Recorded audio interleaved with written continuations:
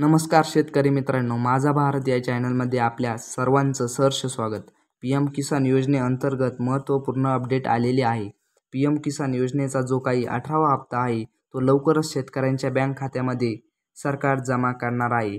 या संदर्भातली तारीख सुद्धा फिक्स करण्यात आली आहे. PM किसान योजनेअंतर्गत जो काही 18वा हप्ता आहे तो 2,000 रुपये शेतकऱ्यांच्या बँक खात्यामध्ये जमा होईल आणि हा 18वा हप्ता 5 ऑक्टोबर 2024 रोजी मिळणार आहे. भरपूर जण म्हणतील याचा काय पुरावा आहे तो दाखवा.